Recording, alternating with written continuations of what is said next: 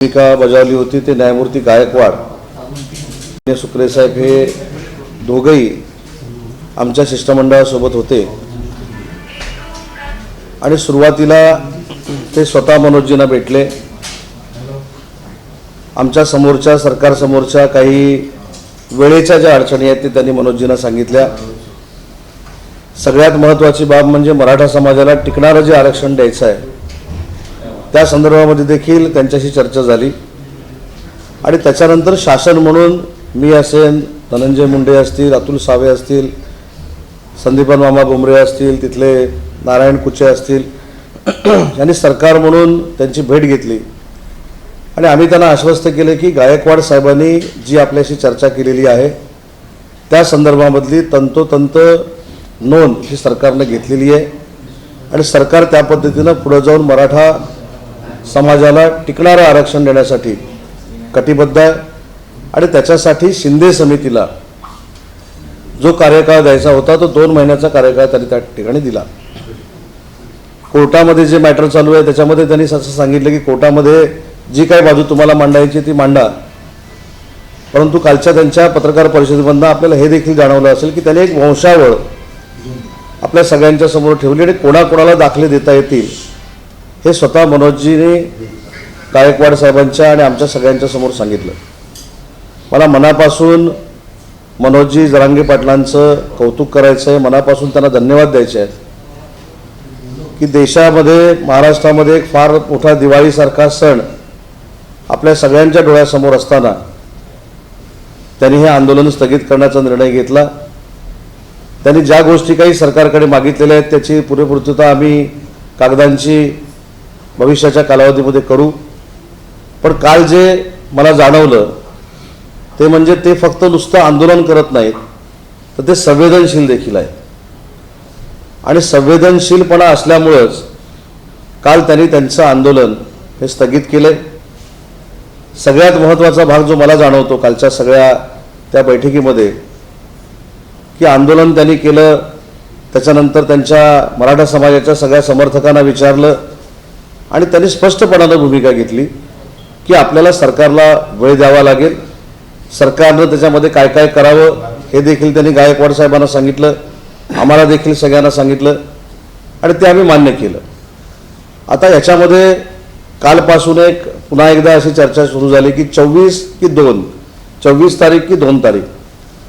तर मला याच्यामध्ये असं सांगायचं आहे की मनोजीने जे सांगितलेलं आहे, मनोजी जरांगे पाटलांनी जे सांगितलेलं आहे ते ज्या पद्धतीनं त्यांनी सांगितले त्या पद्धतीनं सरकार मराठा समाजासाठी काम करेल, शिंदे समिती मराठा समाजासाठी काम करेल आणि कालच बघा, काल आपल्या माध्यमातूनच कळलं की काही अन्य जिल्ह्यांमध्ये देखील कुणबी ह्या नोंदी सापडल्या आणि तीच त्यांची मागणी आहे की ज्या ज्या ठिकाणी ह्या कुणबी नोंदी महाराष्ट्रामध्ये आहेत त्याच्यासाठी शिंदे समितीनं काम करावं, शिंदे समितीनं 2 महिन्यामध्ये हा अहवाल सादर करावा आणि जी वंशावळ आहे त्या वंशावळीला दाखले द्यायला सुरुवात करावं असं त्यांनी त्या ठिकाणी सांगितलं। दुसरी महत्त्वाची गोष्ट, ज्या पोलीस केसेस दाखल झालेल्या आहेत त्याच्यामध्ये आम्ही तिथल्या पोलीस अधिकाऱ्यांची चर्चा केली। पहिल्या आंदोलनातल्या ज्या केसेस आहेत त्या 15 दिवसामध्ये मागे घ्यायला सुरुवात होईल, जी काही फॉर्मॅलिटी आहे ते पूर्ण करू, पुढच्या 1 महिन्यामध्ये करू हे देखील त्यांना सांगितलं। 441 शेतकऱ्यांचं जे नुकसान झालेलं होतं ती देखील नुकसान भरपाई मुख्यमंत्री एकनाथ शिंदे साहेबांनी पुढाकार घेऊन ती देखील नुकसान भरपाई दिली। अन्य ज्या काही गोष्टी त्यांनी सांगितलेल्या आहेत त्याचं सगळं लेखी आम्ही सरकारच्या ताब्यामध्ये घेतलेलं आहे आणि मी तशा पद्धतीनं भविष्यामध्ये काम करण्याचा निर्णय घेतलेला आहे। सगळ्यात महत्त्वाचा भाग जे आमचं एकमत झालं ते म्हणजे टिकणारं आरक्षण हे मराठा समाजाला दिलं गेलं पाहिजे। लाखो लोकांचे मोर्चे काढत असताना ते संयमानं काढले, शांततेनं काढले, परंतु मनोजी जरांगे पाटील आक्रमकता कोणी दाखवू नये, जाळपोळ कोणी करू नये अशा पद्धतीचे निर्देश देत असताना देखील काही ठिकाणी जाळपोळ झाली आणि कायदा आणि सुव्यवस्था बिघडली। आता मला असं वाटतं की हे सरकारला बदनाम करण्याचा डाव होता आणि बरोबर मनोजींच्या आंदोलनाला देखील बदनाम करण्याचा डाव होता का याची देखील माहिती घेणं आवश्यक आहे, परंतु या सगळ्याला थांबवण्याचं काम कालच्या मनोज जरांगे पाटलांच्या आंदोलनाच्या स्थगितीनं झालं. आता हे स्थगितीनं झाल्यामुळं अनेकांना प्रॉब्लेम निर्माण झालेले आहेत. काल आम्ही शिष्टमंडळ घेऊन ज्यावेळी औरंगाबादला जात होतो, छत्रपती संभाजीनगरला जात होतो, तरी त्याच एअरपोर्टवरनं काही लोक डेहराडूनला गेले. ते देखील मराठा समाजाला आरक्षण कशा पद्धतीनं दिलं पाहिजे, शासन कशा पद्धतीनं देत नाही, ह्या सगळ्या गोष्टी तुम्हाला सांगत होतं.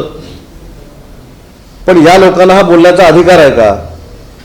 ज्या लोकांनी मराठा समाजाच्या महिलांचा मोर्चा निघाल्यानंतर एक अश्लील व्यंगचित्र काढून हा मुक मोर्चा नसून मुका मोर्चा आहे अशा पद्धतीची वाईट टिप्पणी केली, ती लोक आज मराठा समाजाला आरक्षण कशा पद्धतीनं दिलं पाहिजे ही भूमिका मांडण्याचा प्रयत्न करत आहेत.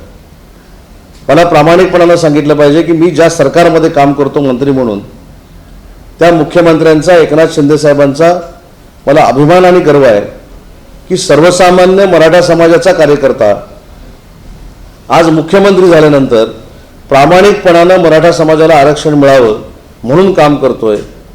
हे काही प्रस्थापित मराठा समाजाच्या नेत्यांना पटत नाही आहे का?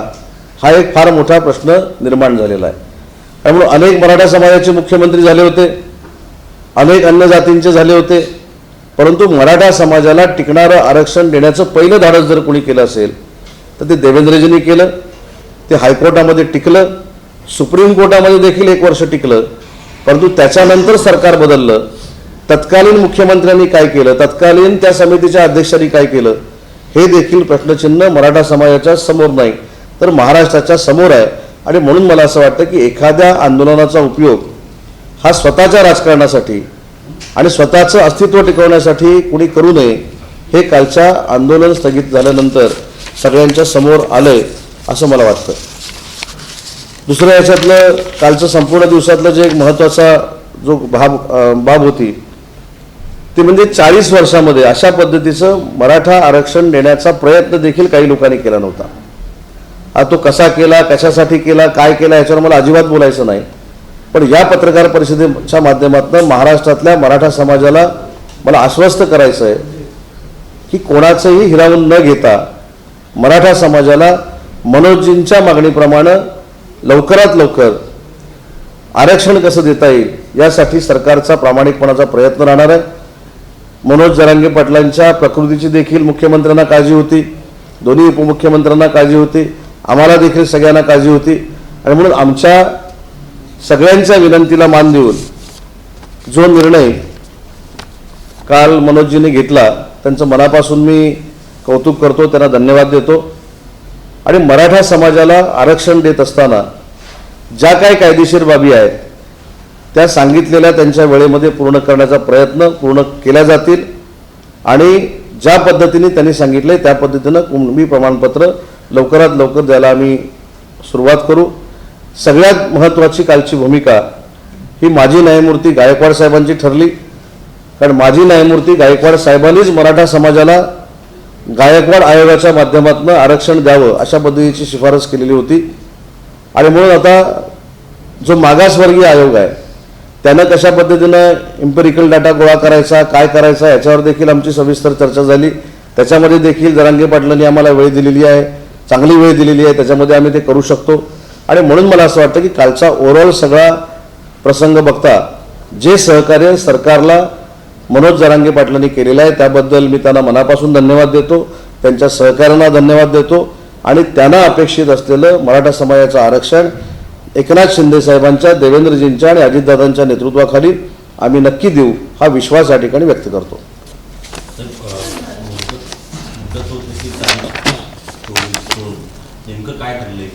मी सांगितलं ना 2 महिन्याची मुदत त्यांनी दिलेली आहे. 24 तारखेला शिंदे समितीच्या वाढीव मुदतीचा कार्यकाल संपतोय. त्याच्यामध्ये लवकरात लवकर अजून किती नोंदी मिळू शकतात त्यांनी महाराष्ट्राच्या देखील नोंदी गोळा करा असं त्यांनी सांगितलेलं आहे. आणि एकंदरीत मला असं वाटतं की जी सकारात्मक भूमिका सरकार घेऊन जर पुढे गेलो आणि मनोजजींना एक आम्ही दाखवू शकलो की बाबा आम्ही तुमच्या सांगण्यानंतर तुम्हाला अपेक्षित असलेल्या स्पीडपेक्षा जास्त काम करतोय, तर मला असं वाटतं की तारखेचा देखील इश्यू राहणार नाही. आता सरकार ज्या पद्धतीनं जोरात काम करेल त्याच्यावरच त्यांचा विश्वास अवलंबून आहे. आणि त्यांचा विश्वास पात्र ठरण्यासाठी जे जे काही करावं लागेल ते सरकार करेल.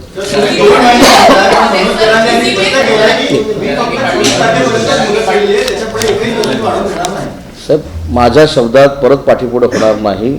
मी असं सांगितलं की त्यांना अपेक्षित असलेल्या वेळामध्ये त्यांना पाहिजे असलेलं सकारात्मक काम आम्ही करून दाखवू. सर, ह्याला जोडून एक प्रश्न आहे की अशी माहिती मिळते की 2 महिन्यात जर ह्या आरक्षण मिळालं नाही तर मुंबई बंदचा हा जे ती मला असं वाटतं की त्यांनी केलेल्या भाषणावर आणि त्यांनी घेतलेल्या पत्रकार परिषदेवर मला बोलण्याचा अधिकार नाही. सरकार जर सकारात्मक पुढे जात असेल तर माझ्या एखाद्या वक्तव्यामुळं मी कोणाचंही मन दुखवेल असं भाष्य पत्रकार परिषदेमध्ये करणार नाही. आम्ही जी तारीख दिलेली आहे त्या तारखेमध्ये जेवढ्या जलद गतीनं हे करता येईल तेवढं आम्ही करणार आहोत. त्याच्यामुळं त्यांनी त्यांच्या आंदोलनाची भावना व्यक्त केलेली आहे. त्याच्यावर मी काहीतरी त्यांना क्रॉस करून बोलावं अशी जर अपेक्षा असेल तर ते होणार नाही. कारण काल त्यांनी जी समंजसपणाची भूमिका घेतलेली आहे ती सरकारच्या दृष्टीनं अतिशय महत्त्वाची आहे. आणि म्हणून एखादी गोष्ट पाठीपुढे होणार असेल आम्ही परत जाऊन त्यांना भेटू, आम्ही पुराव्यानिशी त्यांना सांगू. परंतु त्यांनी 24 तारीख दिली म्हणून मी काहीतरी वेगळं करतोय म्हणून 2 तारीख ह्याच्यावर चर्चा जी काही करायची ते आम्ही त्यांच्याशी भेटून करू. काल शिष्टमंडळाने चर्चा केली, त्या चर्चेमध्ये जे काही अटी शर्ती तुम्ही मान्य केलेल्या आहेत सरकारतर्फे त्याचं लेखी स्वरूपातलं काही जे निवेदन आहे ते शिष्टमंडळ देण्यासाठी पुन्हा तिकडे जाणार आहे का जरांगे पाटलांच्या भेटीसाठी? मी देखील कदाचित सोमवार किंवा मंगळवारी त्यांना पुन्हा भेटायला जाणार आहे त्यांच्या प्रकृतीसाठी. ते आता एका हॉस्पिटलमध्ये ट्रीटमेंट घेत आहेत. शेवटी आंदोलनं हा लोकशाहीचा एक भाग आहे. परंतु जो माणूस आंदोलन करतोय, ज्याच्यासाठी आंदोलन करतोय त्याच्याच नेतृत्वाखाली ह्या चांगल्या सगळ्या गोष्टी घडल्या तर आम्हाला असं वाटतं की त्यानं केलेल्या योगदानाची पोचपावती त्याला मिळाली. आणि म्हणून आम्ही देखील माणूस आहोत. त्यांची भूमिका, त्यांची प्रकृती ही आम्ही स्वतः बघितलेली असल्यामुळं मी देखील 2-3 दिवसामध्ये त्यांचा वेळ घेऊन जाणार आहे. आणि त्याच्यामध्ये दुसरी कुठचीही चर्चा करणार नाही, तारखेची पण चर्चा करणार नाही, काय नाही, फक्त त्यांच्या प्रकृतीसाठी. आणि त्यांना जे काही आमच्या सचिवांच्याकडनं पाहिजे होतं ते तोपर्यंत जर आम्हाला देता आलं तर ते देखील घेऊन जाणार. सर, संजय राउत ने कहा है कि डिस्क्वालिफिकेशन के ऊपर जो निर्णय है वो 31 दिसंबर तक करना है राहुल गांधी को. तो सरकार जो 2 तारीख मांग रही है उनको पता है कि वो 31 तक चले जाएंगे, उनकी गवर्नमेंट नहीं रहेगी, वो डिस्क्वालीफाई हो जाएंगे, इसीलिए वो 2 तारीख बोल रहे हैं और 24 तारीख के लिए एक्सेप्ट नहीं करेंगे. मेरे ख्याल से परसों उन्होंने ये भी बयान दिया था कि ये जो आंदोलन है वो रुकेगा नहीं. बराबर है.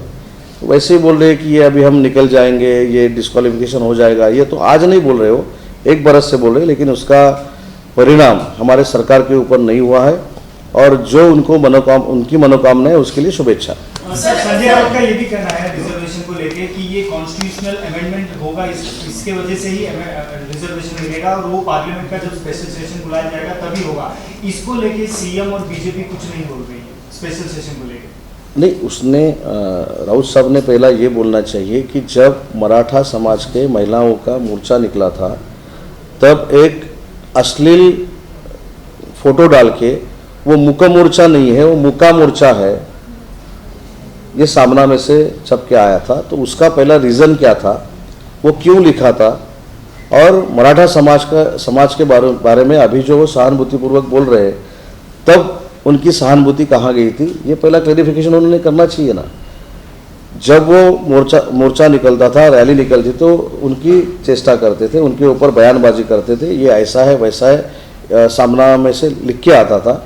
अभी एकनाथ शिंदे साहब महाराष्ट्र का नेतृत्व कर रहे हैं, वो भी मराठा समाज के और लेकिन महाराष्ट्र के हैं.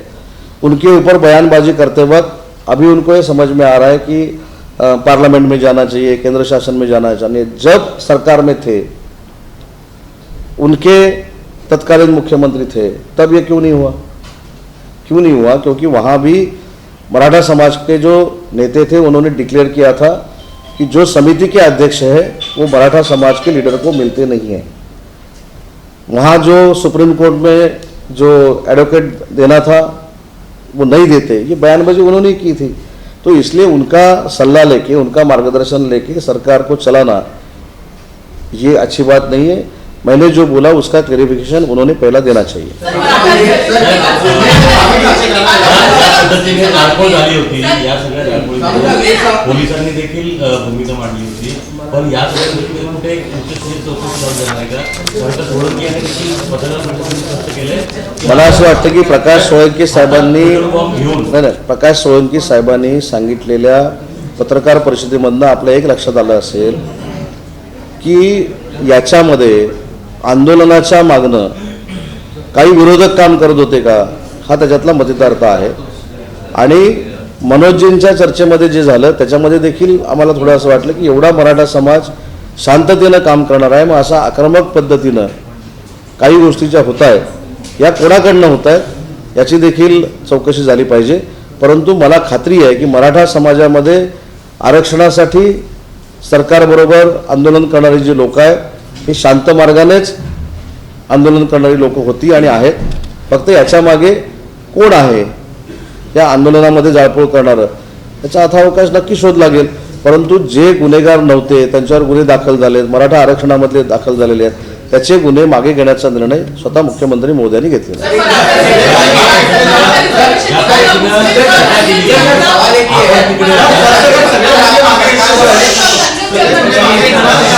साहेब आपण तिकडे होतो त्यावेळी वारंवार मगाशी आपण म्हटलं त्या वतीने की ते कुटुंब आपण जाहीर कुठून गेलं त्या जाहीर कुठून गेलं, पण हे अशा पद्धतीचे आरोप करून कुठेतरी भरकवण्याचं किंवा माती भडकवण्याची कामं नाही. मला असं वाटतं की राजकारणामध्ये माथी भडकवणं फार सोपं आहे. आता अनेक प्रश्नाला जर मी उत्तरं दिली असती तरी माथी भडकली असती, परंतु आपण मंत्री म्हणून काम करत असताना, तत्कालीन मुख्यमंत्री म्हणून काम करत असताना, तत्कालीन मंत्री म्हणून काम करत असताना किंवा खासदार म्हणून काम करत असताना जे मुख्यमंत्री प्रामाणिकपणानं मराठा समाजाला आरक्षण देण्याचा प्रयत्न करत आहेत, सगळे पक्ष बाजूला ठेवून त्यांच्याबरोबर राहिलं पाहिजे, ही खरी महाराष्ट्राची राजकीय संस्कृती आहे. आणि म्हणून सर्वपक्षीय बैठकीमध्ये शरद पवार साहेब उपस्थित होते. त्यांनी देखील काय सांगितलं की शरद पवार साहेब या महाराष्ट्र राज्याचे 4 वेळा मुख्यमंत्री होते, पण त्यांनी देखील ही भूमिका मांडली की महाराष्ट्र शांत झाला पाहिजे. महाराष्ट्र शांत होत असताना सगळ्या पक्षांनी एकमेकाला सहकार्य केलं पाहिजे. मला असं वाटतं की अलायन्समध्ये काही लोक महाविकास आघाडीच्या जे आहेत त्यांनी या शरद पवार साहेबांच्या स्वभावाचा देखील आदर्श घेतला पाहिजे. हा माझा सल्ला नाही पण ही विनंती आहे.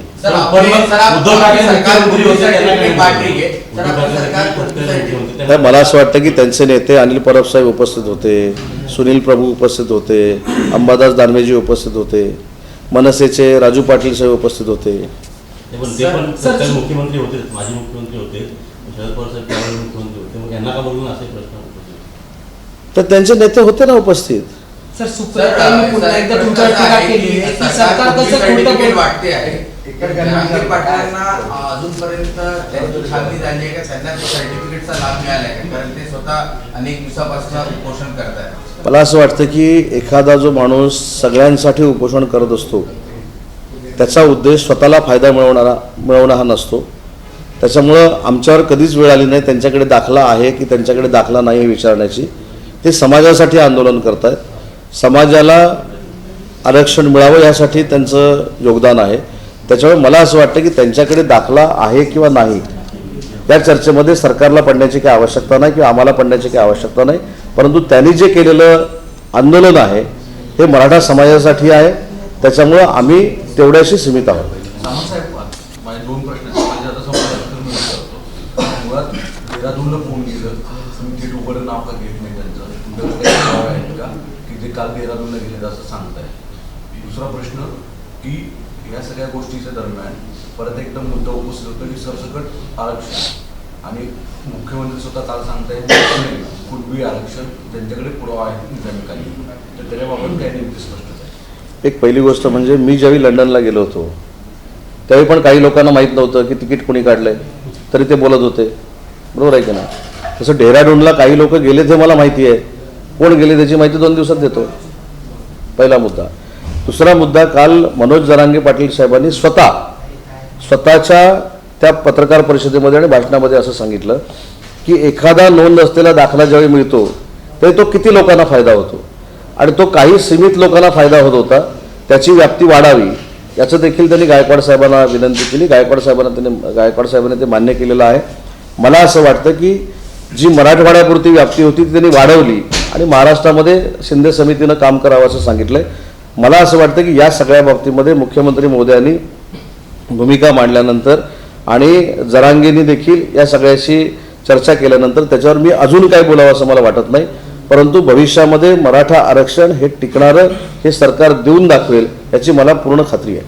महाविकास आघाडी सरकार अनेक महाविकास आघाडी सरकार म्हणजे आता अनेक जण लोक मुस्लिम आरक्षणाची भाषा करतात. त्यात सुद्धा आदित्य ठाकरेंपासून ते काँग्रेस आहे, शरद पवारची तर भूमिका कायमच आहे मुस्लिम आरक्षणाच्या संदर्भात. जे कट्टर हिंदू म्हणणार आहेत ते आदित्य ठाकरे आता या भूमिकेवर काय आहेत? मला खरं तर आपलं अभिनंदन करायचं आहे की हा प्रश्न तुम्ही अतिशय स्पेसिफिक वेळी विचारलेला आहे. मराठा समाजाला आरक्षण देणं ही सरकारची प्रायोरिटी आहे, प्राधान्यक्रम आहे, आम्ही अगोदरपासून सांगतो. पण मराठा समाजाला खुश ठेवताना मुस्लिम समाज देखील खुश राहायला पाहिजे ही भूमिका काही लोक घेत आहेत. तसं त्यांनी पक्षामार्फत त्यांचं शिष्टमंडळ घेऊन मुख्यमंत्र्यांना भेटावं. कुठच्याही जाती धर्माला कुठच्याही समाजाला नाराज करण्याचं सरकारचं कधीही म्हणणं नसतं. सरकारला यथाशक्ती जे काही करता येईल, नियमात बसून जे काही करता येईल ते सरकार करण्याची भूमिका घेते. परंतु मराठा समाजाच्या आंदोलनामध्ये असताना मराठा समाजाला आरक्षण मिळालं पाहिजे म्हणून सांगायचं, मुस्लिम समाजाच्या व्यासपीठावर असताना मुस्लिम समाजाला देखील आरक्षण मिळालं पाहिजे म्हणून सांगायचं, इकडे हे सगळं आरक्षण देत असताना ओबीसीमध्ये असा गैरसमज पसरवायचा की त्यांचं कोणतरी आरक्षण काढून घेतोय. मला असं वाटतं हे सगळे राजकीय खेळ आहेत आणि मगाशी जे मी म्हटलं की हे थांबले पाहिजेत, कारण ह्याच्यामध्ये महाराष्ट्राचं हित नाही. आज मराठा समाजाचा प्रश्न हा ऐरणीवर आलेला आहे आणि त्याच्या संदर्भात सरकार सकारात्मक आहे ही आमची भूमिका आहे. मॅडम एक मराठी संपलं की करू ना. जयंत पाटील आणि जितेंद्र आव्हाड या दोन्ही प्रमुख नेत्यांनी तुमच्या खात्यावर एक आरोप असा केला की ऑक्टोबर 2023 मध्ये सर्वाधिक इन्व्हेस्टमेंट ही गुजरातमध्ये झालेली आहे, त्यानंतर उत्तर प्रदेश, आंध्र प्रदेश असे मध्ये झालेली आहे आणि महाराष्ट्र त्याच्यामध्ये 5 नंबर आहे. काय खरी वस्तुस्थिती आणि महाड इथे एक आज घटना घडली त्या संदर्भात कल्पना? महाडच्या संदर्भामध्ये मी आता तिथं जाण्याचा प्रयत्न करतोय, कारण MIDC blue jet pharma company म्हणून जे आहे तिथं हा स्फोट झालेला आहे. 5 जणं इंज्युअर्ड आहेत, त्यांच्यावर ट्रीटमेंट चालू आहे आणि 11 कामगार आत अडकल्याची शंका व्यक्त केली जाते. मी उद्योगमंत्री म्हणून आणि त्या जिल्ह्याचा पालकमंत्री म्हणून तिथे पोहोचणार आहे. जी काही मदत करावी लागेल मग त्याच्यामध्ये कंपनीमार्फत असेल, इन्शुरन्समार्फत असेल, मुख्यमंत्री रिलीफ फंडातनं असेल ते आम्ही नक्की करू. त्याच्याबद्दल काही दुमत असण्याचं काही कारण नाही. जे आरोप आमच्यावर होतात तसाच एक आरोप जेम्स अँड ज्वेलरी गेली म्हणून यांनी केला होता. मी काल स्वतः त्या पूर्ण सेक्टरला, बिझनेस सेक्टरला व्हिजिट केली होती. तिथल्या असोसिएशनच्या लोकांनी तुम्हाला काय सांगितलं हे देखील माहिती आहे. त्याच्यामुळं मला आपल्याला देखील एक विनंती करायची आहे की हे जे काय रेटून बोलतात त्या सगळ्या याच्यावर आपण विश्वास ठेवू नये. महाराष्ट्र उद्योग क्षेत्रामध्ये 1 नंबरला होता, तो राहील याची पूर्ण खात्री आम्हाला सगळ्यांना आहे आणि म्हणून फार मोठी इन्व्हेस्टमेंट भविष्यामध्ये महाराष्ट्रामध्ये येते. सर, सुप्रिया सुळे म्हणतात की हे जे आहे ते फक्त जरांगे पाटलांचं आहे. खोके सरकार ते पुन्हा म्हटलं, खोके सरकारने पुन्हा एकदा खोटं म्हणून तारीख दिलेली. मला असं वाटतं की एकनाथ शिंदे साहेबांचं, देवेंद्रजींचं आणि अजितदादांचंही सरकार आहे. एकनाथ शिंदे साहेबांवर टीका करून झाली, खोके सरकार आहे. देवेंद्रजींवर टीका करून झाली, खोके सरकार आहे. मग अजितदादांचं काय? माझं म्हणणं सोयीस्कररित्या राजकारण करून उपयोगाचं नाही. मी कोणालाही क्रिटिसाइज करत नाही. 100% जरांगे पाटलांचंच यश आहे. जरांगे पाटलांनी हे आंदोलन जर केलं नसतं तर निजाम काळातल्या नोंदी देखील एकनाथ शिंदे साहेबांच्या नेतृत्वाखाली मिळाल्या नसत्या. हे मी आवर्जून सांगतो, कारण पूर्वीच्या मुख्यमंत्री देखील हे करू शकले असते. 2च मुख्यमंत्री असे आहेत ज्यांनी मराठा आरक्षणासाठी जीवतोड काम केलं. ते म्हणजे देवेंद्रजी, ज्यांनी आरक्षण देऊन दाखवलं गायकवाड अहवालाच्या बाबतीत, आणि एकनाथ शिंदे साहेबांनी मराठवाड्यामध्ये निजामकालीन ज्या नोंदी होत्या ते शोधण्यासाठी शिंदे समिती केली आणि त्याच्यातनं अनेक गोष्टी पुढे येत आहेत. राजकारणामध्ये स्वतःची सत्ता येणार नाही किंवा स्वतःची सत्ता येण्यासाठी जे काही खोटं बोललं जातं याचं मूर्तिमंत उदाहरण म्हणजे महाराष्ट्रातले विरोधक आहेत. सर, मराठा रिजर्वेशन के बाद अभी धनगर और मुस्लिम समाज में अपना रिजर्वेशन की बात आगे कर रहे हैं. कैसे देखते हैं कि आप उसके ऊपर कॉग्निजेंस लेंगे? नहीं, ये सरकार सब जो जातियाँ हैं, सब धर्म है, उसका रिस्पेक्ट करने वाला है. जब ये वापस सवाल आगे आएगा तब हम उनसे बात करके उनकी मांग क्या है, उसका हल कैसा किया जाए, उसके ऊपर सरकार बातचीत करेगी. सर, सुप्रिया सुळे ने एक महिला को लेटर लिखा है और कहा है कि डिस्क्वालिफिकेशन की जो पिटीशन है उसके ऊपर 4 महीने से कोई सुनवाई नहीं हुई है और उन्होंने सुनील तटकरे के खिलाफ वो डिस्क्वालिफिकेशन की पिटीशन फाइल की? नहीं, वो उनके खुद के पार्टी का मामला है और सुनवाई तो शुरू है। उसमें से एक एमएलए मैं भी हूँ, हमारे भी वकील वहाँ प्लीड कर रहे हैं, इसलिए सुनवाई शुरू नहीं है, सुनवाई नहीं हो रही है ऐसी बात नहीं, सुनवाई शुरू है। सावन जी हिंदी में बता दीजिएगा कि एक डेलीगेशन कल गया मनोज जरांगे पाटिल जी से मुलाकात की, आप भी गए थे, क्या बात हुई और जिन लोगों के ऊपर केस लिया गया है वो किस तरह से प्रक्रिया करके वापस लिया जाएगा? मैंने शुरू से ही बोला कि मनोज जी ने जो कल सपोर्ट किया सरकार को, सहकार्य किया, उसके लिए मैं उनको धन्यवाद देता हूँ। और उन्होंने जो टाइम बाउंड हमको कुछ बोले हैं उसका फॉलोअप हम खुद करेंगे और मराठा आरक्षण टिकने वाला हम देके दिखाएंगे। और जो वहाँ पे केसेस दाखिल हुए वो जो पहले थे वो 15 दिन में पीछे लेने का फाइनल हो गया और बाकी के जो है वो 1-1.5 महीना लगेगा, ऐसा बात हो गया है। लेकिन मनोज जी को मैं वापस धन्यवाद देता हूँ क्योंकि बड़ा एक त्यौहार अपने सामने दिवाली का आ रहा है और उन्होंने ये उनका आंदोलन था वो स्थगित किया है, इसलिए उनका धन्यवाद है। और जो हम गायकवाड़ साहब के सामने हमने बयान दिया है वो करने की हम कोशिश करेंगे। सर एक सवाल ये भी है कि मराठा आरक्षण के बीच में रहकर उसका फायदा लेकर कुछ लोगों ने उग्र होकर करके कुछ हानि पहुंचाने की कोशिश की है, उन्हें लेकर के किस तरह से सरकार कार्रवाई करेगी? नहीं, कल से उनका दुकान बंद हो गया ना, मनोज जी ने कल आंदोलन स्थगित किया तो अभी उनका सब बंद हो गया और इसलिए मैं बोल रहा हूँ कि जो सहकार्य मनोज जी ने किया है उसके लिए धन्यवाद। चलो, थँक यू। एलविश यादव या विभागामध्ये गुन्हा दाखल करण्यात आलेला आहे। सापांच्या विषापासून रस बनवणं आणि ते पाटणमध्ये पुरवण्याचा आरोप आहे। या एलविश यादवला मुख्यमंत्र्यांच्या वर्षानिमित्ताने गणपतीच्या आरतीचा मान दिला होता आणि विरोधी पक्षांकडून असा आरोप केला जातोय की अशा आरोपीला किंवा अशा माणसाला वर्षावरती निमंत्रित करण्यात आले। विजय वडेट्टीवार यांनी ट्विट केले, व्हिडिओ आणि फोटो ट्विट केले आरती करताना। नोएडा पोलिसांनी गुन्हा मला असं वाटतं की याच्यामधली काही माहिती मला नाही आहे, मी याची माहिती घेतो आणि माहिती घेऊन परत जेव्हा आपण बोलू तेव्हा सांगतो। आता माहिती नसताना बोलणं हे योग्य नाही। परत काही लोक म्हटली माहिती नसताना बोलला, त्याच्यामुळं माहिती पूर्ण घेतो, मग ट्विट कोणी केलं ते पण बघतो, त्यांचा आणि विधान परिषदेचे आपले विरोधी पक्षनेते आहे त्यांच्यातला वाद मिटला आहे का हे पण बघतो आणि मग तुम्हाला स्पष्ट बोलतो। सर महाड़ वाले जो हादसा हुआ है, महाड़ में जो हादसा हुआ है वहाँ मैं अभी पहुँचने वाला हूँ। जो अपना वहाँ का ब्लू जेट फार्मा कंपनी है उसमें ब्लास्ट हो गया है।